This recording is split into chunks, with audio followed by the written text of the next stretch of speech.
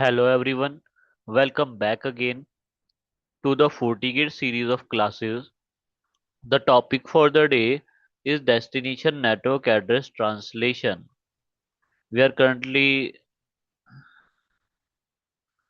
Hi everyone, welcome back again.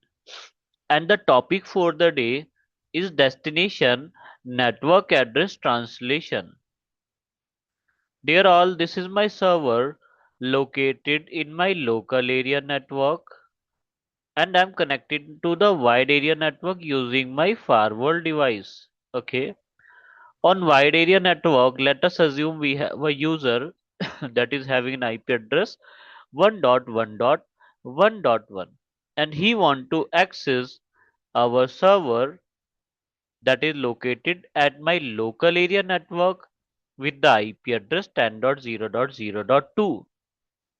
You know very well that this IP address belong to the private IP address. So that is why no one can able to access this server using this IP. So that is why we used to do the configuration of destination network address translation by purchasing an IP address at the wide area network. And this IP address will be translated to this local area network. Now how does it work? When the traffic will be forwarded or request will be received from the source locating at the wide area network, the request will be just like this. The source will be 1.1.1.1 and the destination will be 142.1.1.2. This IP address we have purchased for this specific reason. Now the firewall is going to translate this IP address into our private IP. How does it work? When the traffic will be passed through the firewall, this IP address from the packet will be replaced by 10.0.0.2. So how does it look like? Source will remain 1.1.1.1 and destination will be changed to 10.0.0.2. This is how the translations work. Here we can see that the IP address actually the user is pinging 142.1.1.1.2 but the traffic will be diverted to 10.0.0.2. In the header, the IP address will be replaced by the IP address 142.1.1.2 will be replaced by 10.0.0.2 with the help of firewall. This is called destination network address translation. So dear all, for that you have to purchase an IP address at the firewall interface. So that is going to be translated. So dear all, we are going to do the practical for the same. So dear all, this is my topology on which this is my destination PC. Want to communicate my server located at the DMZ. So this is my DMZ on which my server is located. Here we can see that I have purchased an IP address that is 192.168.92.130. So we are going to translate this IP address, destination IP address 10.0.0.2 with this IP 192.168.92.130. So when the source 192.168.92.142 will ping 192.168.92.130, the actual traffic will be forwarded to this server and he can able to access the files located over the server. So basically we will only set up the communication in between them, and on this we have a router actually, and by the command debug we are going to observe the translations in between these two, FortiGate firewall and this destination. So we are going to verify all that using that. Okay, so let's go to this destination and check the IP address allotted to this router basically. So Let us provide the IP address and do the configuration on FortiGate after that. Let's provide the IP address. So this is interface F0/0, no shutdown, and IP address is 192.1. Sorry. So IP address is 10.0.0.2 and 255.255.255. Now let's do the configuration on FortiGate Firewall. Assign the virtual IP address that is going to replace this 10.0.0.0.2 in the header in forwarding and receiving the data. Okay. So here this is my FortiGate firewall. So let me log in the firewall. And before that, let's see what is the IP address allotted to the destination PC. So let me open the VPC configuration. So let's provide the IP address. So IP address will be assigned automatically. I think 192.168.92.142 may be assigned. Yeah. So the IP address assigned is 192.168.92.142. Okay, same IP address. Let's do the FortiGate configuration of destination NAT. How we can do that? Let's go to the FortiGate firewall. First of all, we will provide the interface IP address that I already has provided 10.0.0.1 to this port number 3.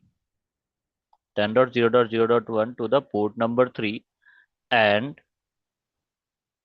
IP address to the port number 1 is 192.168.92.129. This is our destination, basically 10.0.0.2.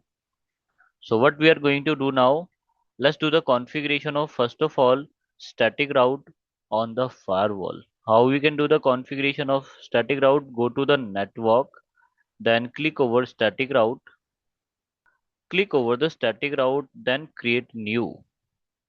A pop-up will appear over here. So we have to provide the destination. Destination will be the default route and the gateway will be 192.168.92.2. The interface is wide area network port. Then you have to click OK. In EVNG topology, we can see that our gateway is 192.168.92.2. So the same gateway will be provided. Now it's time to do the configuration of destination NAT. For that, first of all, we have to go to virtual IP. Create a virtual IP. Okay. The name of virtual IP is what? DNAT, DMZ. So we can give any name. Okay. To when? So I will select any interface. So external IP address we have taken is 192.168.92.130. So 192.168.92.130, the IP we have purchased. And from the local area network, here we can see that server has an IP address 10.0.0.2.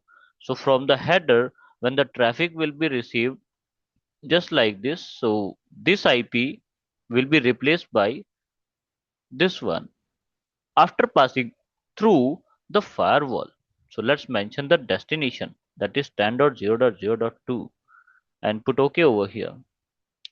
Now it's time to create the policy on firewall to communicate from this PC to this destination.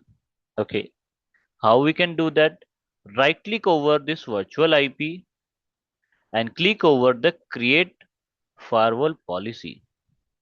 So you can see that destination will be automatically available over here. So the name is what? DMZ2 WAN server access. So what is the incoming interface? Incoming interface is wide area network. Outgoing interface is the DMZ.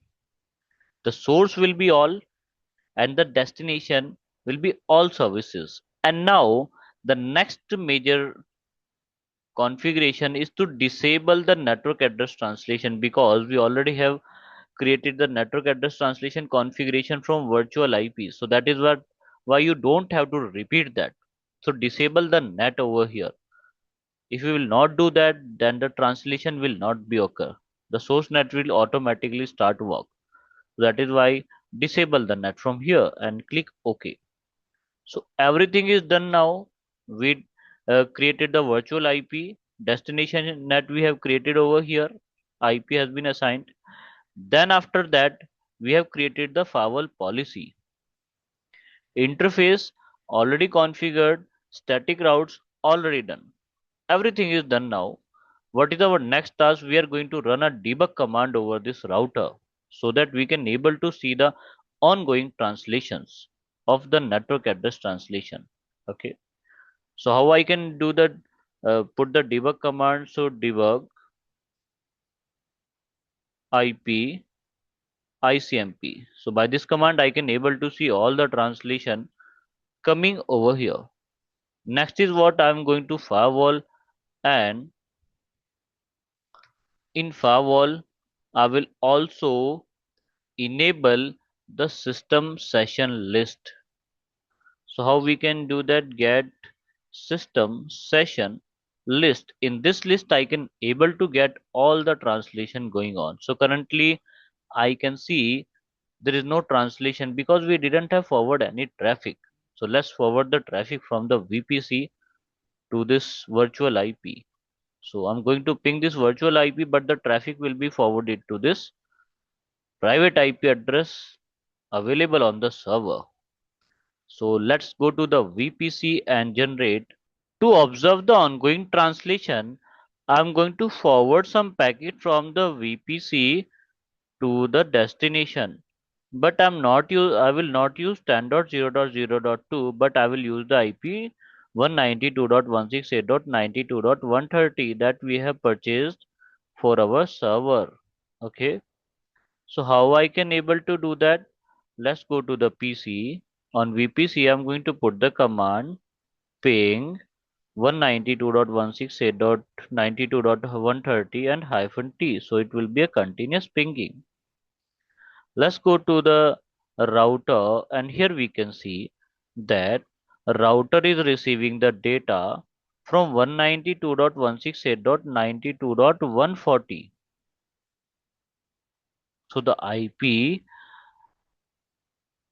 and the source is what? 10.0.0.2. If you will do remember that we have pinged in between this PC and this IP address, but here you can see that the source is 10.0.0.2.